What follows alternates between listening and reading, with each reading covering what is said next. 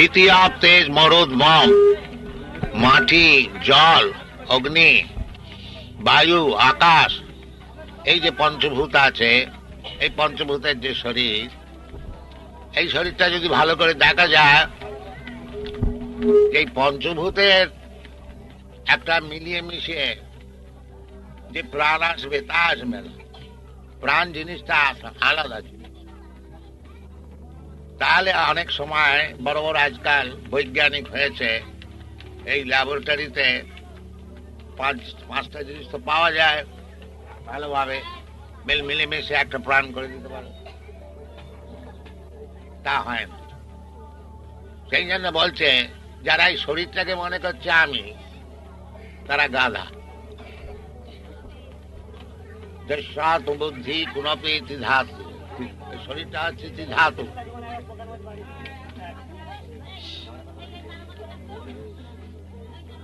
কফ পিত্ত বায়ু এর একটা থলে। এই থলেটাকে যারা মনে করছে আত্মবুদ্ধি, আত্মা মনে করছে, যস্যাতু বুদ্ধি কুণপি ধাতু, এবং সেই শরীর সম্পর্কতে যে সমস্ত জিনিস রয়েছে তাকে নিজের মনে করছে। সধিক কলত্রা দিশু ভৌমৈর্যধি, শরীরের সঙ্গে সম্পর্ক আছে, আমার স্ত্রীর সম্পর্ক আছে, আমার ছেলেপুলের সম্পর্ক আছে, কুটুম্বাদির সম্পর্ক আছে। এই শরীরের সম্পর্কেতে যারা মনে করছে এরা আমরা আপনার, আর শরীরটাকে মনে করছে আমি, যস্যাতু বুদ্ধি কুণপি ধাতু সধিক কলত্রা দিশু ভৌমৈর্যধি সৈব গোখর, তারা হচ্ছে গরু গাধা। গো মানে হচ্ছে গরু, আর খর মানে হচ্ছে গাধা। এইভাবে সমস্ত দুনিয়াটা চলছে। পশু পক্ষী কীট পতঙ্গ মনুষ্য সকলেই ওই শরীরটাকে মনে করছে আমি। একটা কুকুর, সে মনে করছে আমি কুকুর, এই শরীরটা, আর অন্য একটা কুকুরকে দেখে ঘেউ ঘেউ করছে। আর একটা মানুষ, সে মনে করছে আমি আমেরিকান, ও আর একটা মানুষ হয়েছে সে ইন্ডিয়ান। আমাদের দেশও করছে যে তুমি ভিসা তোমার শেষ হয়ে গেছে, চলে যাও চলে যাও, ওই ঘেউ ঘেউ। এই যে সব বুদ্ধি, এই বুদ্ধির দ্বারাতে মনুষ্য সমাজের কোনোদিন উন্নতি হবে না, ওই গরু গাধা থেকে যাবে। আর মনুষ্য জীবনটা হচ্ছে জ্ঞানের জন্য। সেই জ্ঞানটা বাড়াতে বাড়াতে ব্রহ্মজ্ঞান পর্যন্ত যখন যাবে, তখন তার জীবন সফল। অর্থাৎ ব্রহ্ম জিজ্ঞাসা, জিজ্ঞাসা কি খাবো, কোথায় থাকবো, কি করে স্ত্রী পুরুষের মিলন হবে, আর কি করে ভয় থেকে বাঁচবো, এই চারটে জিনিস কুকুর শিয়ালেরও আছে, মানুষেরও আছে। আহার ও নিদ্রা ভয় মৈথুন সামান্য মেধৎ পশুবি নারা। কি খাবো, কোথায় থাকবো, কি করে স্ত্রী পুরুষের সঙ্গ হবে, আর কি করে ভয় থেকে বাঁচবো, এই চারটে জিনিস কুকুর শিয়ালেরও আছে, মানুষেরও আছে, বাঘেরও আছে, সিংহেরও আছে, দেবতার আছে, সবার আছে।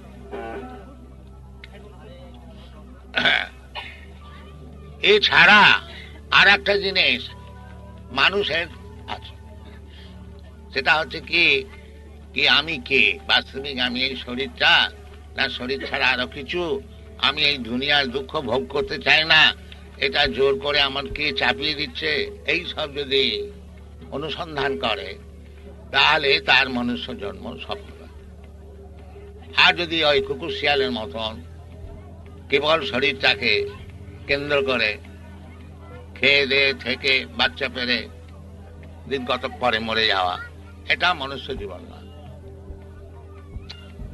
এই জিনিসটা শেখাবার জন্যই ভগবান এখানেতে আসেন। যদা যদা হি ধর্মস্য গ্লানি ভবতি ভারত, যখন যখন মানুষ এই সব ভুলে যায় তখন ভগবান আসেন, এসে এই সব শিক্ষা দেন। আমরা হচ্ছি ভগবানের সব ছেলে পুলে। ভগবান হচ্ছেন অহং বীজ পিতা। যেমন একটি বাপ মায়ের অনেকগুলি ছেলেপুলে থাকে, সেরকম আমরা এই যে সব জীব, আমরা হচ্ছি মমৈবাংশ জীবভূত, ভগবান আমার অংশ সব। যেমন ছেলেপুলে বাপ মার অংশ, সেই রকম আমরা সকলেরই ভগবানের অংশ। আমরা এসে এইখানে কষ্ট পাচ্ছি, যেমন কোনো ছেলে যদি কষ্ট পায় তার মা বাবাও কষ্ট পায়, দুঃখ হয়, তাই ওই ছেলেটা কষ্ট পাচ্ছে। সেই রকম আমরা যে এখানে কষ্ট পাচ্ছি, এটা আমরা যদিও কষ্টের নিবারণ করতে জানি না বা করবার চেষ্টা করছি না, ভগবানের ইচ্ছে যে কষ্টের হাত থেকে কি করে একে রক্ষা করি আর কি করে নিয়ে আসি আবার। এই জন্য ভগবান আসে। ভগবান এসে শেখান তিনি যে তুমি এই যে সব প্ল্যান করছো এখানে থেকে খুব সুখী হবে, ওই প্ল্যানে কাজ চলবে না। সর্বধর্মান পরিত্যাজ্য মামেকং শরণং, এটা শেখাতে আসেন ভগবান। কিন্তু আমাদের দুর্ভাগ্যক্রমে আমরা ভগবানের কথা নিই না, সেই জন্য আমরা কষ্ট পাই। আবার চৈতন্য মহাপ্রভু হচ্ছেন সেই ভগবান। তিনি যখন কৃষ্ণ দেখলেন যে আমার কথা তো শুনলে না, সর্বধর্মান পরিত্যাজ্য মামেকং, তখন সেই কৃষ্ণই চৈতন্য মহাপ্রভু ভক্ত হয়ে এসে কি করে কৃষ্ণর পাদপদ্মে আত্মসমর্পণ করতে হয় সেইটা শেখাচ্ছে। কৃষ্ণ ভগবান স্বরূপে আসছেন, আর চৈতন্য মহাপ্রভু ভগবানের ভক্ত হয়ে আসছে, শেখাচ্ছে। এই সব আমাদের দেশে ভারতবর্ষেতে এই সব ভালো জিনিস আছে। বিশেষ করে এই বাংলাদেশে, বিশেষ করে এই যে স্থানে আপনারা বসে আছেন, হরিদাস ঠাকুর, তিনি হরিনাম করতেন, তাকে নামাচার্য করেছিলেন। মহাপ্রভু এসেছিলেন নাম প্রচার করতে, কিন্তু হরিদাস ঠাকুর যদিও তিনি মুসলমান ঘরে জন্ম হয়েছিল, তথাপি তিনি এই নাম ভজনে এত অধিক তিনি অগ্রসর হয়েছিলেন যে চৈতন্য মহাপ্রভু তাকে নামাচার্য করেছেন। কি করে হরিনাম করতে হয় এই হরিদাস ঠাকুরের কাছে শিখবে। তা বিশেষ করে শাস্ত্রের অনুসারেতে এই যে ভারতবর্ষ, এই অতি পুণ্যভূমি। আমি তো সারা পৃথিবীতে বহুবার ঘুরে দেখেছি, তথাপি অন্যান্য দেশে আমেরিকা ইউরোপেতে খুব ভালো ভালো রাস্তা বাড়ি তা সব, তথাপি ভারতবর্ষে যে একটা আবহাওয়া সেটা দুনিয়াতে কোথাও নেই। এইটা আপনারা ভারতবর্ষে যারা জন্মগ্রহণ করেছেন এটা সহজে নষ্ট করে ফেলবেন না, এটা আমাদের নিবেদন। মহাপ্রভু বলেছেন ভারত ভূমিতে মনুষ্য জন্ম হইল যার, জন্ম সার্থক করি করো পরোপকার। এই ভারত ভূমির যারা জন্মগ্রহণ করেছে তারা এই ভগবান কৃষ্ণ যে কথা বলেছেন, চৈতন্য মহাপ্রভু যে কথা বলেছেন, সেই সব কথা ভালো করে বুঝে নিজের জীবন সার্থক করে যদি বাইরে প্রচার করে, যেমন আমি একলা করছি, এই একলাতেই এত সব বাইরের লোকে, এরা সব গরিবের ছেলে না, এরা সব বড় লোকের ছেলে। এরা পয়সার অভাবে আমার সঙ্গে আসেনি, আর আমাদের পয়সাই বা আছে কি, এরাই পয়সা টয়সা নিয়ে আসে। এরা জিনিসটা একটা জিনিস কিছু পেয়েছে, এই জিনিসটা দেবার জন্য আমাদের ভারতবর্ষের লোকের অধিকার আছে। খদ্দেরও আছে অনেক। তা আমরা যদি বাস্তবিক নিবেদ জীবনটাকে সার্থক করে কৃষ্ণ কি বলছেন, মহাপ্রভু কি বলছেন, এইসব কথা বুঝে আমরা যদি কেবল প্রচার করি, তো জগতের সবচেয়ে বড় সম্মানীয় জাতি আমরা হয়ে যাব। এটা নিশ্চিত আছে। তা আমার এই রিকোয়েস্ট যে আপনারা এখানে যারা সব আছেন, এই যে চৈতন্য মহাপ্রভু যে বিচার, তার যে দার্শনিক বিচার, সেটা জগতে প্রচার করুন। কিন্তু তার আগে নিজের জীবনটাকে সার্থক করতে হবে। নিজে একটা বাজে লোক থেকে অন্যের উপকার করতে পারবেন না। নিজের জীবনটা, সেই জন্য চৈতন্য মহাপুরুষে জন্ম সার্থক করি। জন্ম সার্থক করি কি করে হবে না, এই ভারতবর্ষেতে যে সমস্ত নির্দেশ আছে, স্বয়ং ভগবান বলছেন, ব্যাসদেব বলছেন, নারদ বলছেন, বড় বড় আচার্য বলছেন, রামানুচার্য বলছেন, শঙ্করাচার্য বলছে, চৈতন্য মহাপ্রভু, সেই সব কথা আপনারা সব বুঝুন। বুঝলেই আমাদের জীবন সার্থক হবে। আর সেই সব কথা ছেড়ে দিয়ে আজে বাজে কথা, ভিক্ষা মাগে পরের কাছে, আপন ধন বিলায় দিয়ে ভিক্ষা মাগে পড়ে। নিজেদের যে সমস্ত বস্তু, আর আমাদের ওইরকম কোনো বিচার নাই, দেহাত্মবুদ্ধি। আমাদের যদি দেহাত্মবুদ্ধি থাকতো, তাহলে এইসব আমেরিকানরা, আফ্রিকানরা, কানাডিয়ান, এরা সব আমাদের সঙ্গে জয়েন করবে। আমাদের সব ইরানের মুসলমান সব আছে অনেক ভক্ত, পাকিস্তানেরও আছে সব।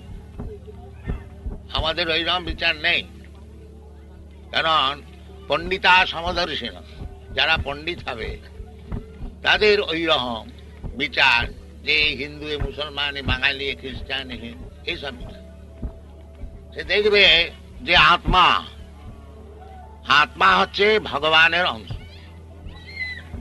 শরীরের একজন কেউ সাদা শার্ট পরেছে বলে, আর একজন হলদে শার্ট পরেছে বলে মানুষ এতে তফাৎ হচ্ছে না, ওই শার্টেতে তফাৎ হচ্ছে। সেই রকম জীবাত্মা হচ্ছে ভগবানের অংশ। ভগবান যেমন সচ্চিদানন্দ বিগ্রহ, জীবাত্মা ছোট হতে পারে, সেও সচ্চিদানন্দ বিগ্রহ। কিন্তু এই কর্মানুসারেতে 84 লক্ষ জনিতে নানান রকম পোশাক পাল্টেছে। এটাকে পোশাক বলা হয়েছে শরীরটাকে। বাসাংসি জিন্নানি যথা বিহার। যেমন শার্ট কোট পুরনো হয়ে গেলে, ছিঁড়ে গেলে তাকে ফেলে দেওয়া হয়, আবার একটা নতুন শার্ট কোট পরা হয়। সেই রকম এই শরীরটা যখন বৃদ্ধ হচ্ছে আর চলবে, তখন এই শরীরটাকে ছেড়ে দিয়ে আবার একটা শরীর পাওয়া যায়। তথা দেহান্তর প্রাপ্তি ধীরস্তত্ব নময়্যতে। এইসব কথা বুঝতে হবে। এইসব কথা খুব মাথা ঠান্ডা করে এসব বুঝতে হবে। বুঝলে মনুষ্য জীবনটা সার্থক হবে। আর তা নাহলে কুকুর শিয়ালের মতন রয়ে গেলাম, ঘেউ ঘেউ করে দিন কতক পরে মরে গেলাম। এইরকম ভাবে জীবনের কোনো মূল্য নেই। যে আমাদের এই কৃষ্ণ কনসাসনেস মুভমেন্ট, এরা এখানকার যা কর্তৃপক্ষ আমাদের এই জায়গাটা দিতে চাচ্ছেন, অনেক জায়গা দিয়ে আমাদের সব দিতে চায়, কিন্তু আমাদের মুশকিল হয়েছে, বিশেষ করে ভারতবর্ষেতে এই বাইরের লোক এনে প্রচার করতে হচ্ছে। আমাদের ছেলেরা কেউ আসছে, তারা আসছে না, তাহলে কি করে কাজ হবে দেশেতে? আমি কাহাতক বিলেত থেকে, আমেরিকা থেকে লোক এনে চালাবো। এই জন্য এখানে প্রচারটা হচ্ছে না। যদি আপনারা সব জয়েন করেন, বোঝেন, তাহলে এই ভারতবর্ষের চেহারা পাল্টে যাবে। Thank you very much. Hare Krishna.